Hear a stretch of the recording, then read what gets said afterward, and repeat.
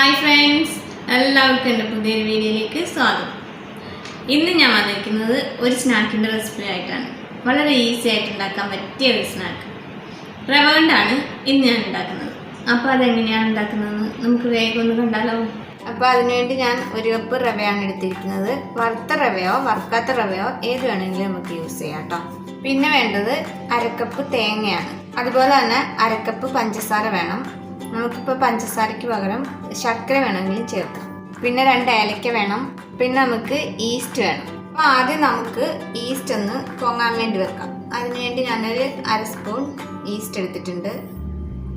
അതിലേക്ക് 1 സ്പൂൺ പഞ്ചസാര ഇട്ട് കൊടുക്കുന്നുണ്ട്. കുറച്ച് ചെറിയ ചൂടുവെള്ളം അതും കൂടെ ഒഴിച്ച് നമുക്ക് നന്നായിട്ട് മിക്സ് ചെയ്തൊന്ന് പൊങ്ങാൻ വേണ്ടി.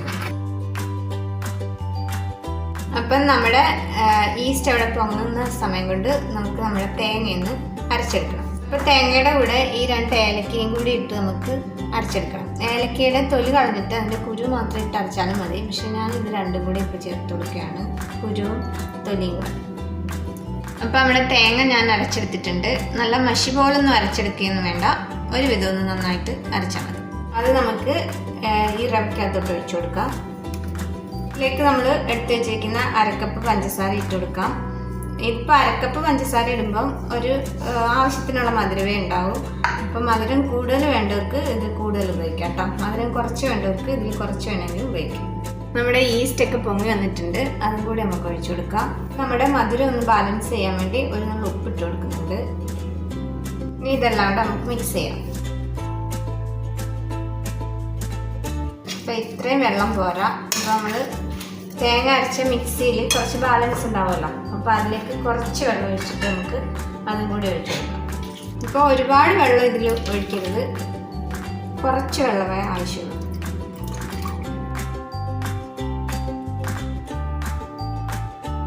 ഇപ്പോൾ ഞാൻ നന്നായിട്ട് മിക്സ് ചെയ്തെടുത്തിട്ടുണ്ട്. ഒരുപാട് വെള്ളം ഒഴിക്കരുത്, ഈ ഒരു കൺസിസ്റ്റൻസി മതി. അപ്പോൾ ഇത് നമുക്കിനി ഒരു 3-4 മണിക്കൂർ പൊങ്ങാൻ വെക്കണം. എന്നിട്ട് അതിന് ശേഷം നമുക്ക് കാണാം.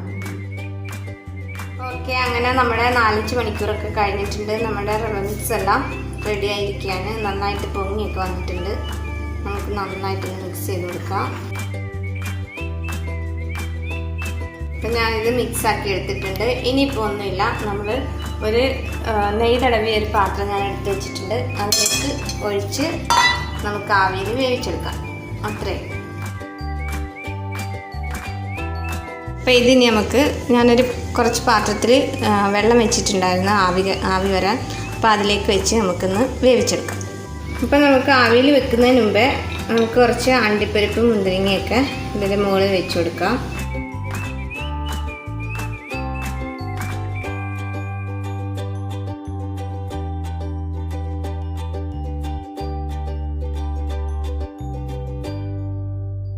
അപ്പോൾ ഇതിൽ നന്നായിട്ട് ആവി വരുന്നുണ്ട്. നമുക്കിത് അങ്ങോട്ട് വെച്ച് കൊടുക്കാം. എന്നിട്ടിത് അടച്ചു വെച്ച് കൊടുക്കാം.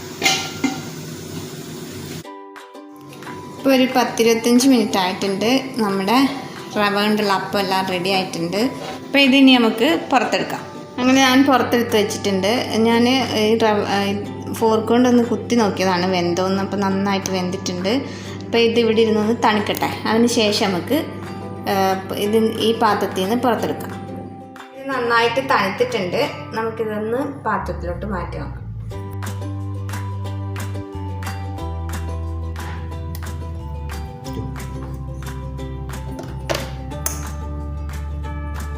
അപ്പം നമ്മുടെ റവ കൊണ്ടുള്ള ഈ ഒരു അപ്പം നല്ല ഭംഗിയായിട്ട് വന്നിട്ടുണ്ട്.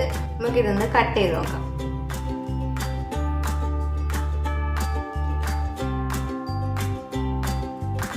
ഇങ്ങനെ വന്നിട്ടുണ്ട്.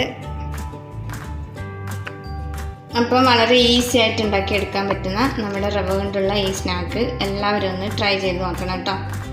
പിന്നെ ഈ പാത്രം അല്ലാതെ പരന്ന പാത്രത്തിൽ ഇത് ഉണ്ടാക്കിയെടുക്കാൻ പറ്റും. ഞാനിപ്പോൾ ഇങ്ങനെ ഒരു കുഴിഞ്ഞ ഒരു പാത്രത്തിൽ ഉണ്ടാക്കിയെന്നേ ഉള്ളൂ. അപ്പം വീഡിയോ കണ്ട എല്ലാവർക്കും താങ്ക് യു സോ മച്ച്. എല്ലാവർക്കും ഇഷ്ടമായി കാണുമെന്ന് വിചാരിക്കുന്നു. ഇഷ്ടമായവരൊക്കെ ഒന്ന് ലൈക്ക് ചെയ്യണം, കമൻറ്റ് ചെയ്യണം. സബ്സ്ക്രൈബ് ചെയ്യാതെ ആരെങ്കിലും വീഡിയോ കാണുന്നുണ്ടെങ്കിൽ ഒന്ന് സബ്സ്ക്രൈബ് ചെയ്തേക്കണേ.